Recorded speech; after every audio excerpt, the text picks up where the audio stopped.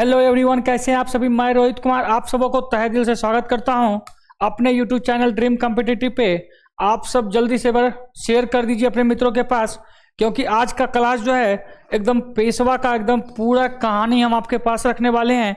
तो आप सबों से रिक्वेस्ट है कि ज़्यादा से ज़्यादा अपने मित्रों के पास तेजी में शेयर कर दें, और जो लोग पीछे का वीडियो नहीं देखे हैं वह क्लास खत्म होने के बाद आप लोग वहाँ जाके रिवीजन कर लीजिएगा, तो वह बहुत ही आपके लिए लाभदायक होगा। तो आज बाबू मराठा का यह दूसरा क्लास है और आधुनिक भारत का 5वां लेक्चर, ठीक है ना, 6ठा लेक्चर है, ठीक है। तो आप सब तेजी में शेयर कर दे अपने मित्रों के पास और क्लास को लास्ट तक देखने का कोशिश कीजिएगा, ठीक है ना। चलते हैं बाबू, क्लास को स्टार्ट करते हैं बिना विलंब किए हुए, ठीक है। तो यहाँ पर आपको बताए थे 1680 के आसपास शिवाजी का मृत्यु हो गया था, याद होगा आपको। और शिवाजी के मरने के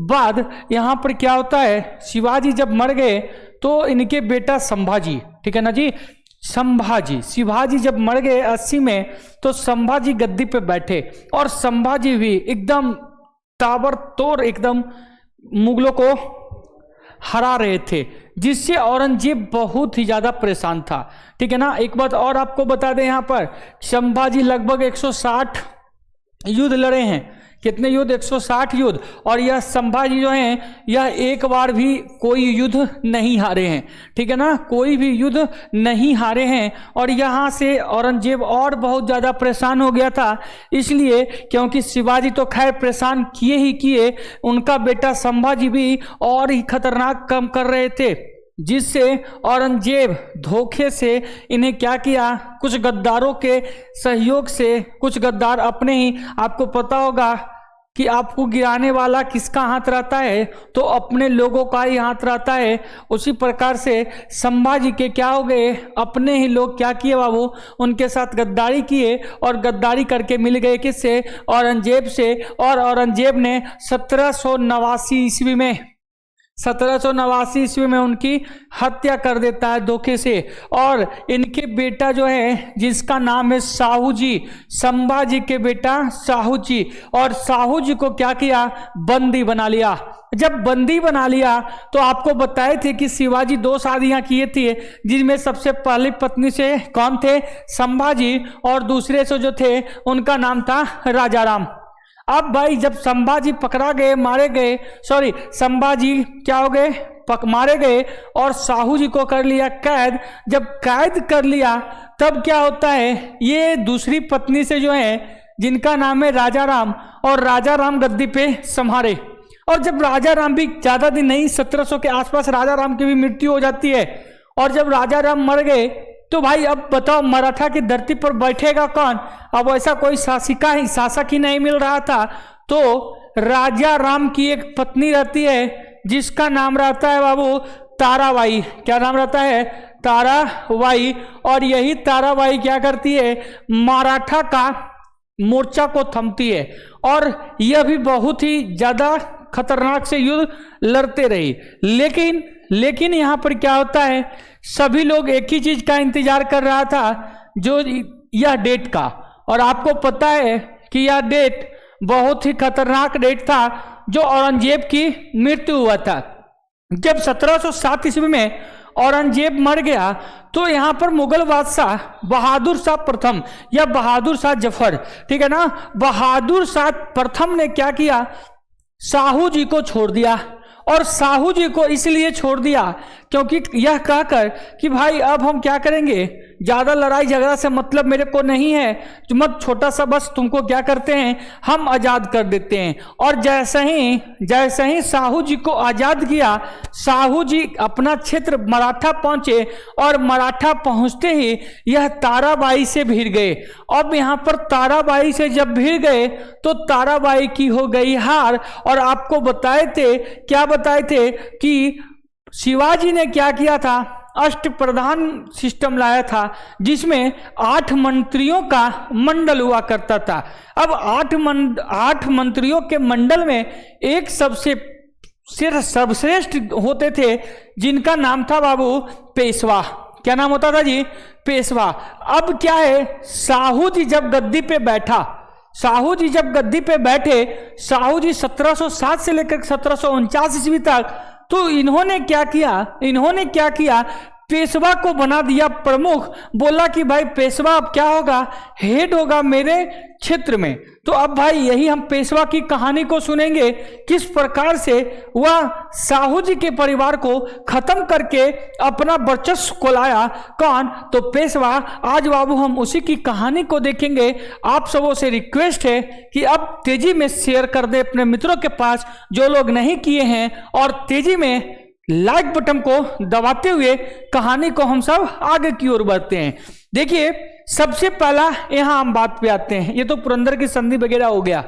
यहां पर देखिए मेन जो है यहीं तक चलेगा, ठीक है ना। मेन पेशवा 7 हैं। एक हो जाएंगे वालाजी विश्वनाथ, दूसरा बाजीराव प्रथम, तीसरा वालाजी बाजीराव, चौथा माधवराव, पांचवा नारायण राव, और छठा हो गए माधव राव द्वितीय, और सातवां यही बाजीराव द्वितीय, ठीक है ना। यही बाजीराव द्वितीय, और यहां पर बाजीराव प्रथम और बाजीराव द्वितीय, यहीं की कहानी, इतनी पेशवा की कहानी हम सब बाबू करेंगे, ठीक है ना। तो आप लोग तेजी में शेयर कर दे अपने मित्रों के पास, और कहानी को देखने में एकदम सुनने का कोशिश कीजिए।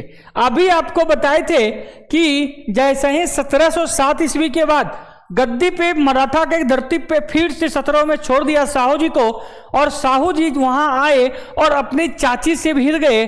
चाची का नाम था ताराबाई, और ताराबाई को हराने के बाद यह ताराबाई भाग गई कहाँ रहने के लिए, तो कोल्हापुर में। कहाँ रहने के लिए बाबू? कोल्हापुर में चले गए। इनकी चाची जो थी कोल्हापुर में चली गई।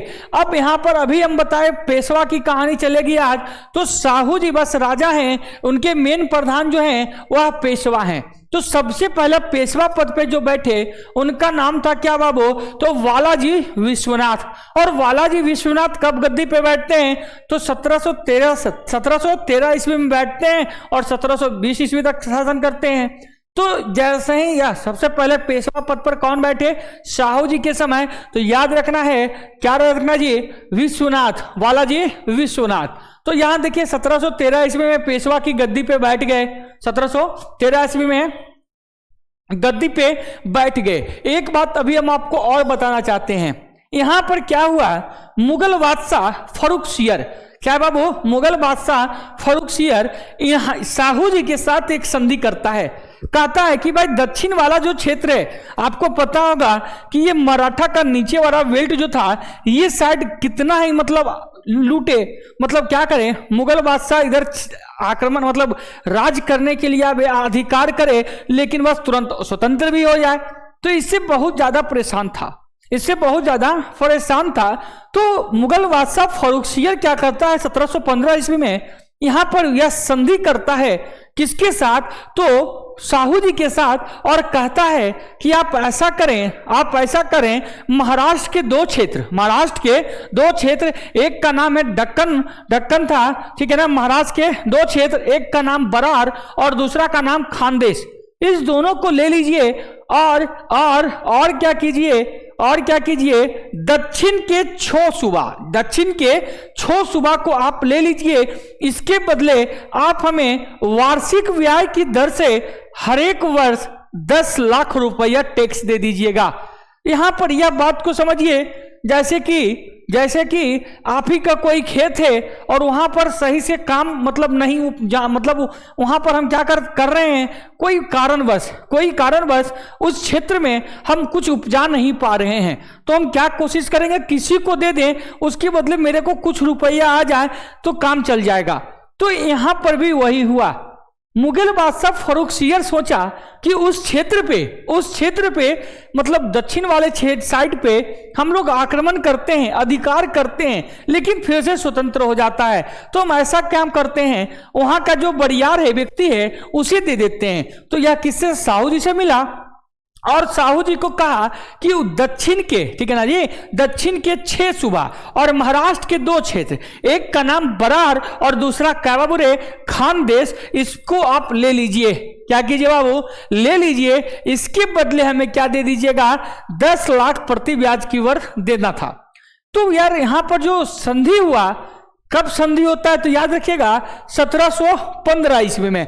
और आपको पता होगा कि 1713 ईस्वी में ही एक जो पेशवा के मेन हेड थे, पेशवा का जो हेड था जिनका नाम था वालाजी विश्वनाथ, और 13 में ही बैठ गए थे। तो यहां पर संधि हुआ।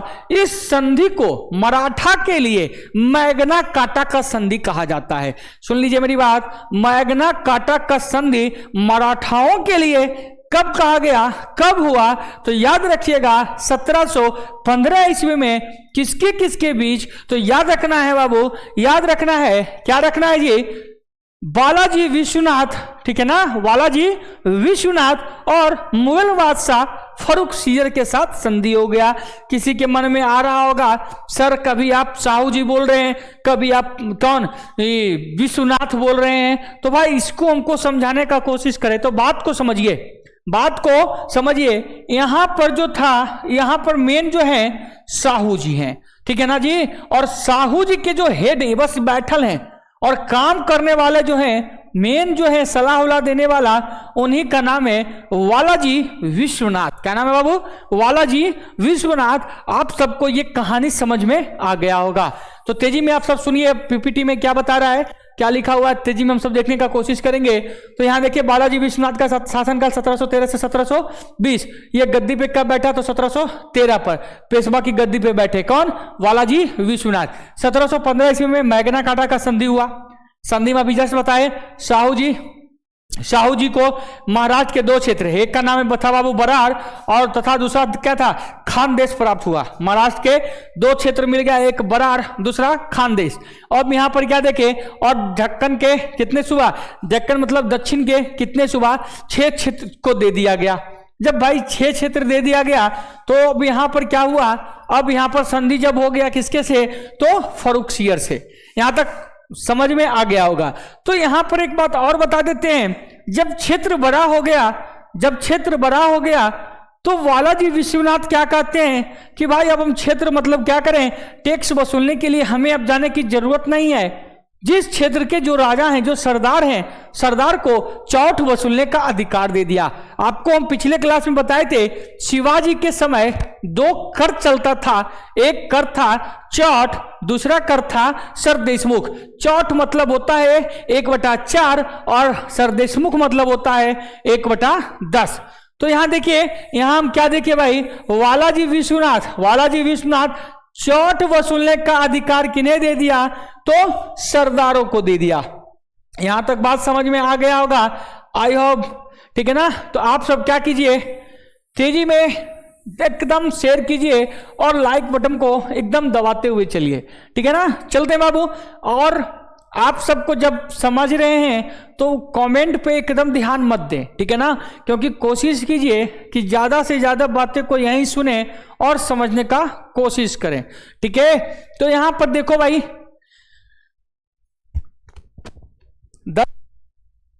10 लाख वार्षिक ब्याज हो गया। अब यहां पर क्या होता है, 1720 ईस्वी में वालाजी विश्वनाथ की मृत्यु हो जाती है। उससे पहले एक बात और बता दें, वालाजी विश्वनाथ के समय ही यह तय कर दिया गया कि पेशवा पद जो होगा वह वंशानुगत होगा।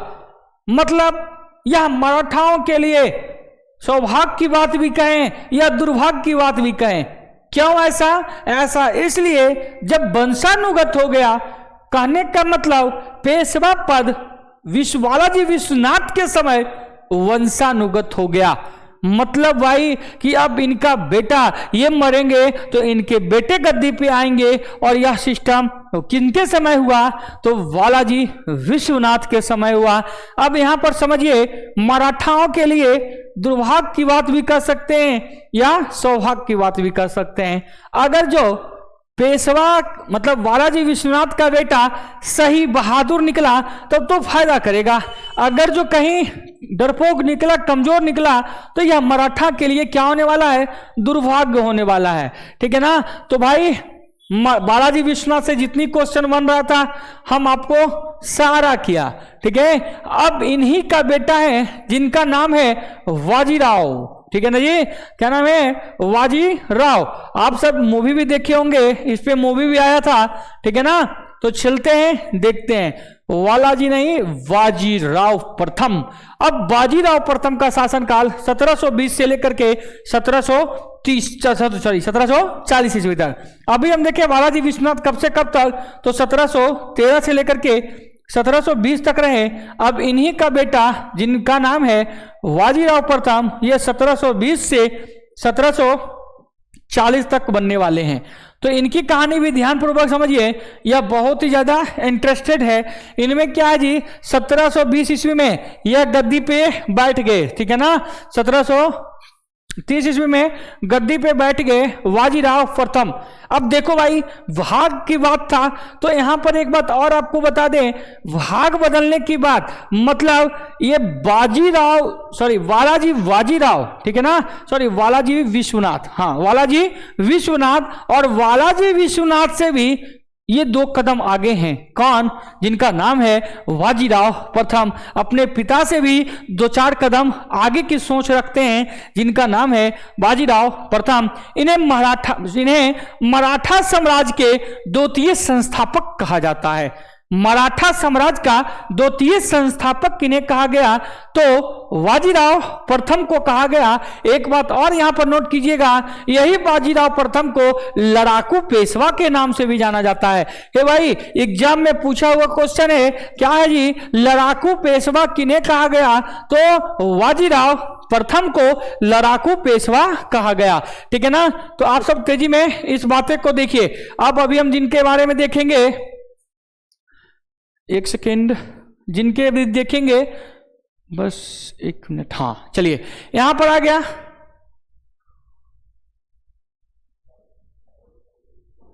एक सेकेंड, लड़ाकू पेशवा, हाँ यहां आ गया, ठीक है ना। चलते हैं, अब कहानी सुनिए। बाजीराव प्रथम। अब बाजीराव प्रथम का शासनकाल हम सब देख लिए हैं, 1720 से 1740। इन्हें लड़ाकू पेशवा भी कहा गया, लड़ाकू पेशवा भी कहा गया।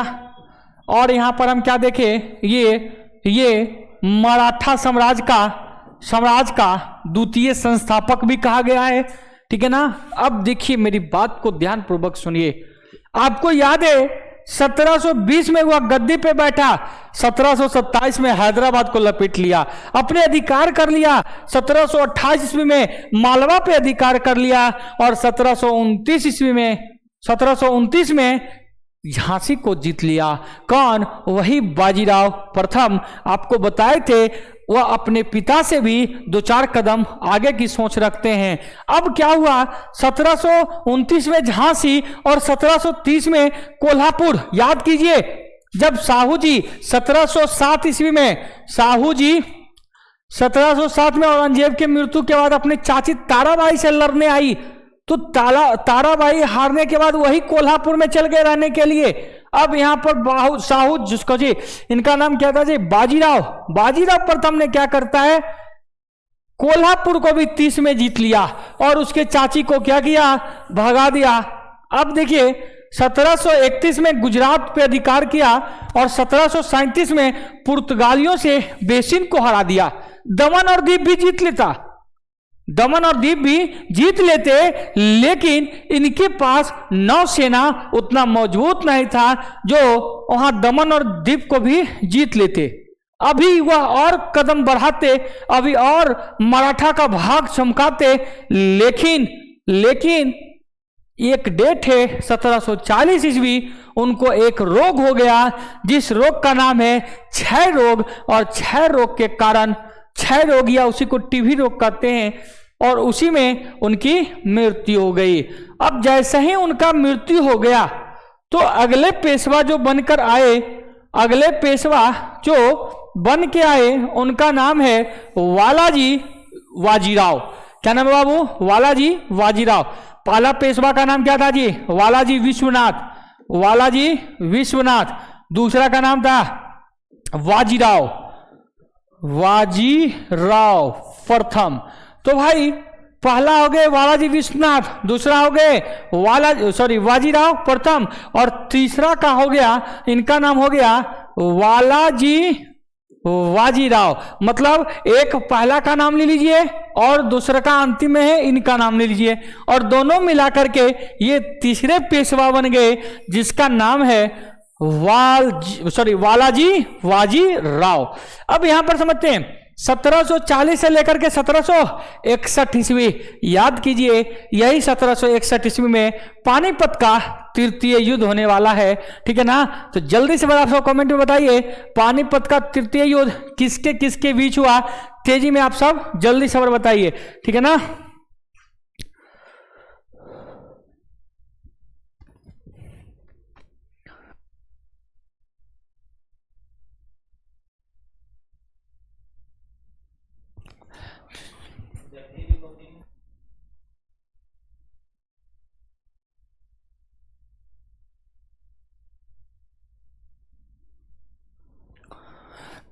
चलते हैं, चलिए वालाजी बाजीराव 1740 से लेकर के 1761।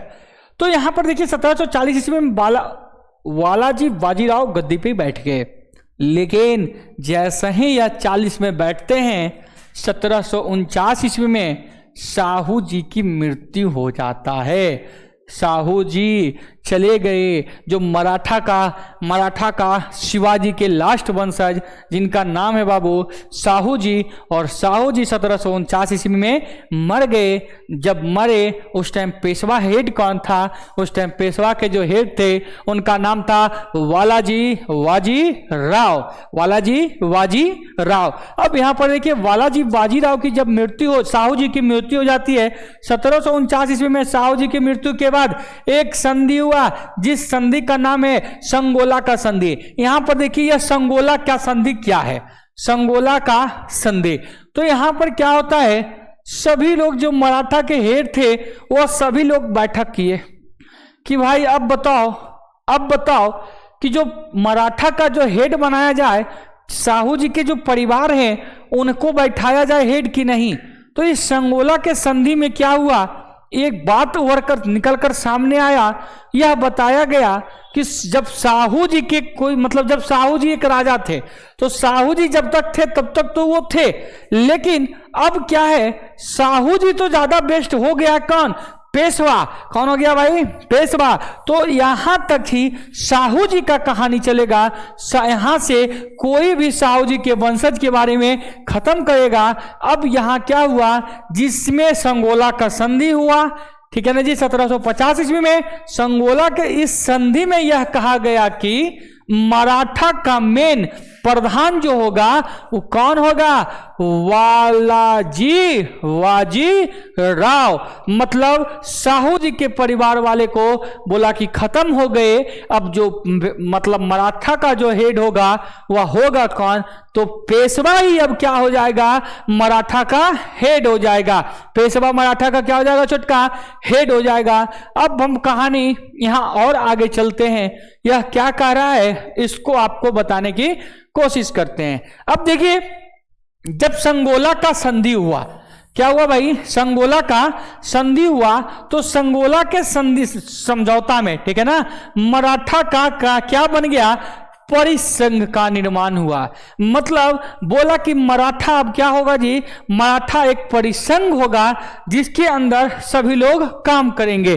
तो यहां पर देखिए जिस प्रकार से अभी बताए थे, सभी क्षेत्र पे अधिकार कर रखे थे, जीते हुए थे, ये क्षेत्र ये क्षेत्र ये क्षेत्र, ये झांसी हुआ, हैदराबाद हुआ, सभी क्षेत्र को जीते हुए थे।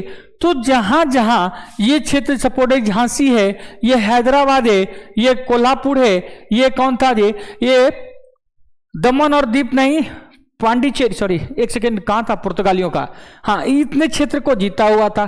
तो जहां जहां जीता, जौन जौन क्षेत्र जीता, उस क्षेत्र का हेड तो था ना, तो भाई उस हेड तो होगा।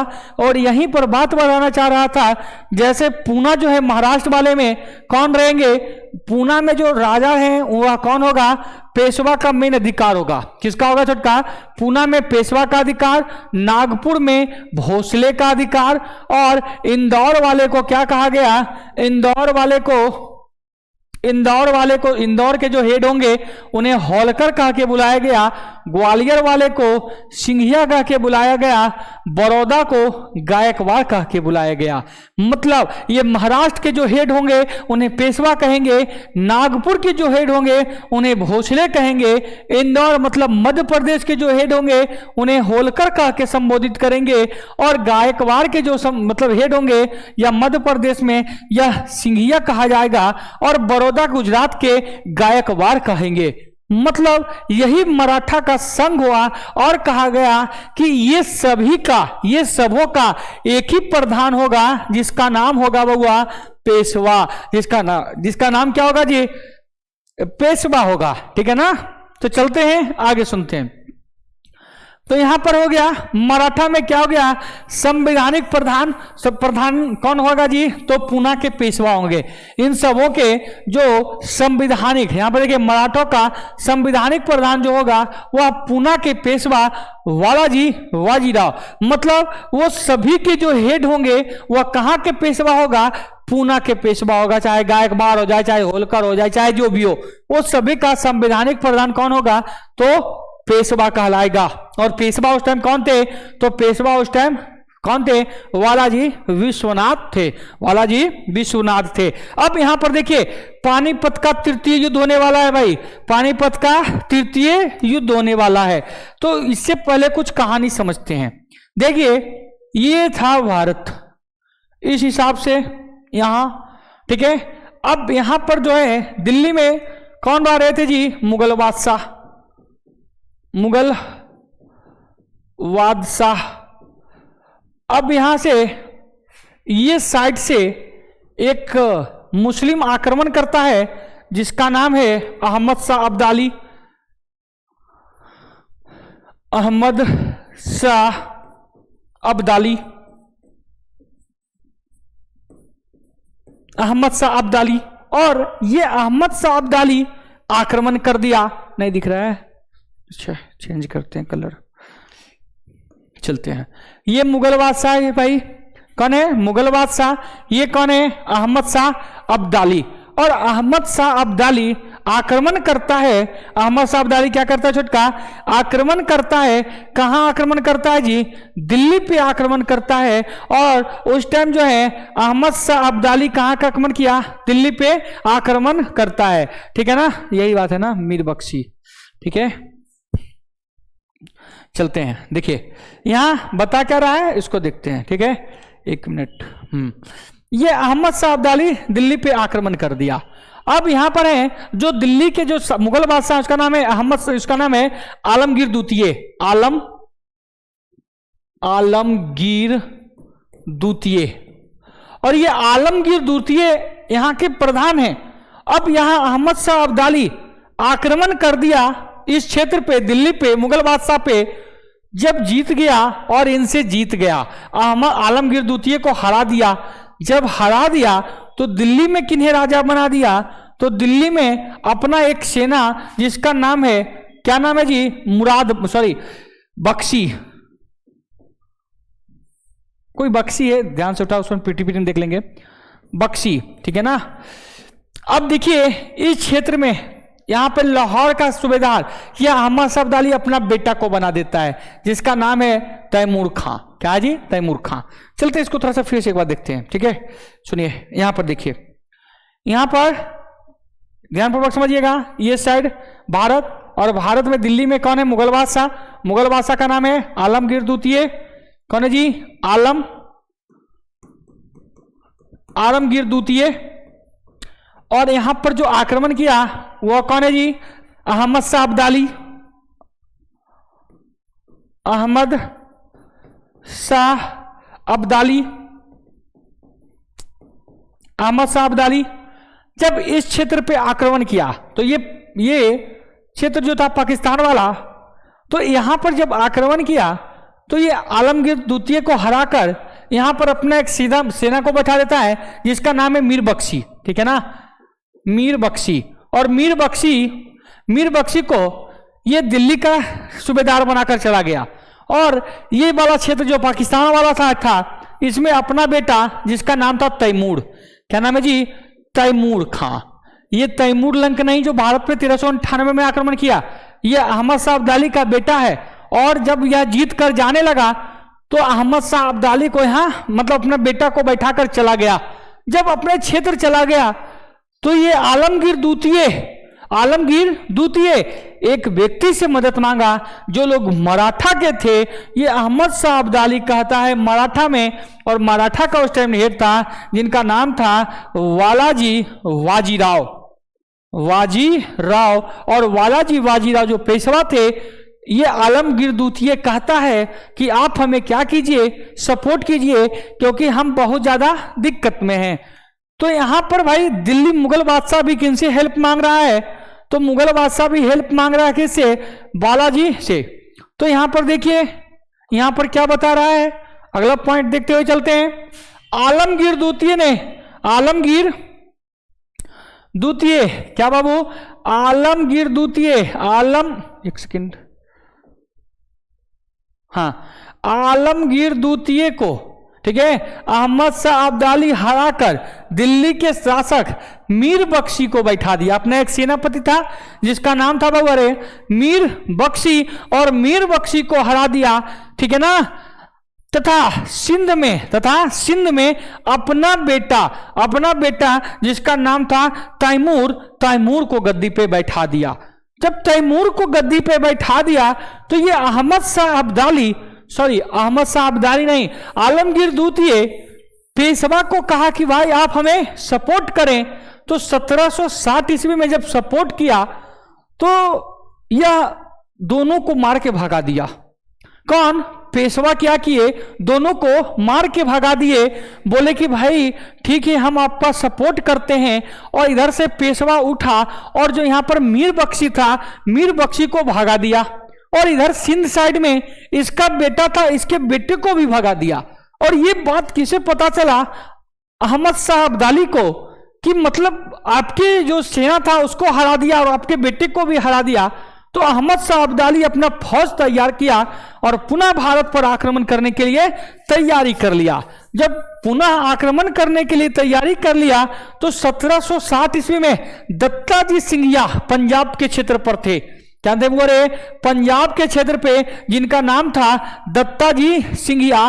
और जब दत्ताजी सिंधिया पंजाब के क्षेत्र पे थे तो अहमद शाह अब्दाली 1760 ईस्वी में रोकना चाहे दत्ताजी सिंधिया, लेकिन अहमद शाह अब्दाली उन्हें हरा दिया। और हराने के बाद यह पुनः आगे बढ़ते रहे।